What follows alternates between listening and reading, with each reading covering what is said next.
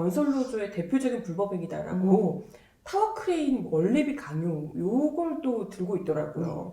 저 같은 일반 사람들 입장에서는 타워 크레인은 이렇게 높이 올라가는 요거인 것 같고 원래비는 대체 뭔가 좀 모르겠거든요. 저도 이번에 알았죠.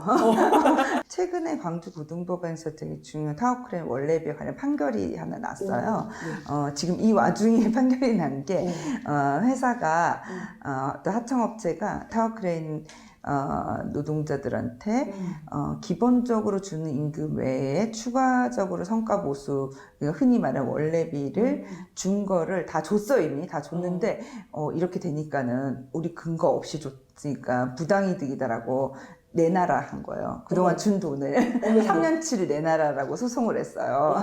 2018년 그때쯤 소송을 시작했는데 최근에 이제 이게 고등법원 항소심까지 판결이 났는데 둘 다 결과는 반환할 필요 없다, 노동자들이.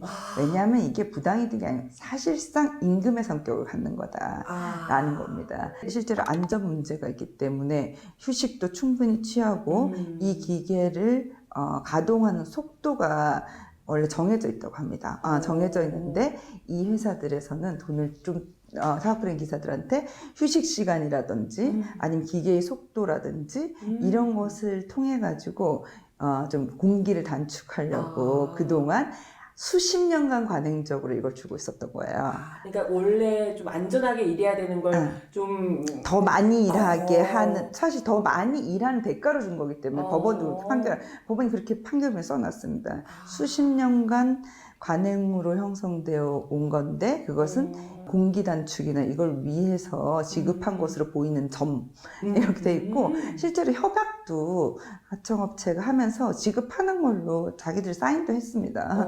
협약도 했고 그리고 이 광주고등법원은 그 지역도 여기 사용자 단체랑 여기 노조랑 해가지고 원래비가 얼마다라고 정해놓게 됐어요. 법적 근거 없이 지급한 건 아니기 때문에 환수할 수는 없다. 이런 판례가 있습니다. 최근에 기사 중에 재밌는 게 있던데 원희룡 장관은 타워크레인에다가 속도를 계측하는 기계를 달겠다라고 했는데 오히려 업체들에서 반대를 한다는 기사가 났더라고요. 왜냐하면 그렇게 되면 노동자들은 그렇게 일하고 그만큼 받으면 됩니다.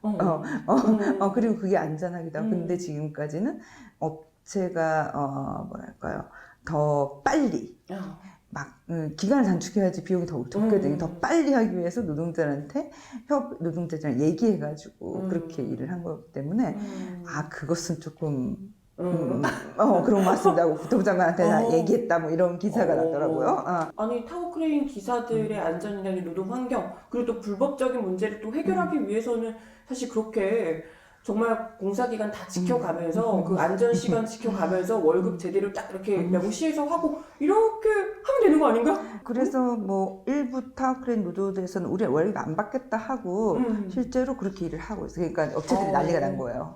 너무 늦어지니까. 이걸 준법 투쟁 혹은 태업이라고 또 말을 붙였더라고.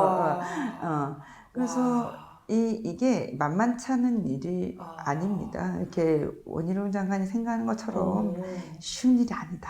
이때까지는 마치 원래비를 노조가 이렇게 강요해서 뜯어낸 것처럼 삥 뜯은 것처럼 공갈해서 억지로 한 것처럼 했죠. 근데 실제로 이런 판결도 나오고 뭐 관행도 그렇고 그 이후에 하다 보니까 이 업체가 계속 버텨야 되고 이런 어려움에 봉착해 있어서 쉽지는 않을 거다. 그러면 문제를 해결할 수 있는 방법이 없을까요? 지금 어쨌든 모든 걸 이렇게 여론하고 수사로 해결하고 있습니다. 지금 현재 정부는 이 정부는 결국에 이제 나중에 이걸 어떻게 평가할지 법원에서 판단하게 되겠지만 이런 해결은 바람직하진 않다. 왜 노동조합을 아까 말했던 그 수없이 많은 법적 쟁점이 있는데 이걸 수사로 해결하느냐. 그걸 어떻게 해결할지 고용노동부랑 이렇게 고민해가지고 하고 ILO도 여러 번 한 적 있고 단체 협약 하는데 너무 개입하지 말라고 권고한 적 있고 하기 때문에 거기에 맞게 사회적으로 해결해 나가야 되는데 수사로 해결하는 거 이건 진짜 이건 진짜 검찰공화국 같은 진짜 그런 거다. 얘네들이 하고 있는 거 아니에요? 지금 이렇게 수사로? 진짜 어쨌든 이 문제를 해결하는 거는 다른 나라의 사례라든지 이런 걸 잘 보고 네네네. 해결하면 됩니다. 언제까지 건설 현장을 막장으로 둘 수는 없잖아요. 독일은 이제 이런 사람들이 마이스터라는 이름으로 되게 칭송받고 있습니다. 숙련공들로 건설 노동자들이 전문가로. 실제로 독일도 1950, 60년대는 마지막 정거장이라고 불렸대요. 건설 현장이. 그리고 노동자의 마지막 정거장으로. 그랬는데 이렇게 두면 안 된다고 해가지고 상시 고용을 많이 늘렸고요. 상시 고용, 그러니까 어느 업체에 소속되게 하는 노동자를 많이 늘렸고, 그 다음에 이제 지역까지 모두 참여하는 사용자 단체들의 폭을 넓혀가지고 협약을 체결해가지고 고용이 안정되고 그 다음에 숙련될 수 있도록 교육도 시키고 뭐 이런 거를 정부가 나서서 한 거예요. 같이 힘을 합쳐가지고 지금같이 전문가로 될 수 있는 시스템을 만든 겁니다. 우리도 그런 거 벤치마킹해서 하면 됩니다. 그동안 막 후려쳐가지고 빨리 비용 생각만 하고 하청을 거듭해서 법을 안 지키면서 했던 그 관행을 없앨 시스템을 어떻게 만들지 이걸 고민해야 되고 일자리도 뭐 그거 한데 그게 좋아져야지 청년들도 유입되고 그렇죠. 그리고 건설 산업이 없을 수 있습니까? 일할 사람이 있어야지. 그런 차원에서 이런 시스템을 만들기 위한 노력을 해야 된다. 네. 때려잡는 걸로 안 된다. 그걸로 해결이 될 수가 없다. 저는 그냥 그런 생각이 들어요. 정말 불법이라고 생각해서 그러는 걸까? 그게 아니라 그냥 정말 이렇게 노조를 때려서 지지율이 한번 올라가는 걸 보니까 이제 다음 타겟으로 건설 노조를 잡은 게 아닌가 이런 생각은. 이 정부는 일단 노조가 싫은 것 같습니다. 싫고 그리고 말했던 대로 화물연대는 뭐 이렇게 해서 조금 그거 했는데 건설은 약간 다르다고 생각은 하거든요.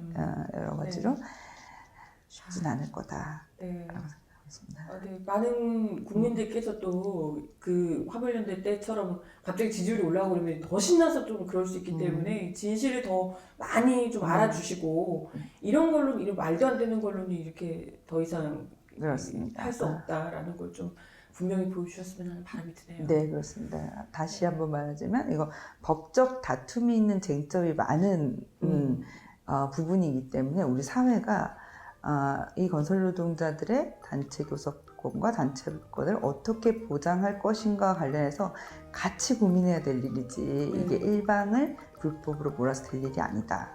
라는 점에 대해서 꼭 말씀드리고 싶습니다. 아무튼 오늘 말씀 감사드립니다. 네, 고맙습니다. 네.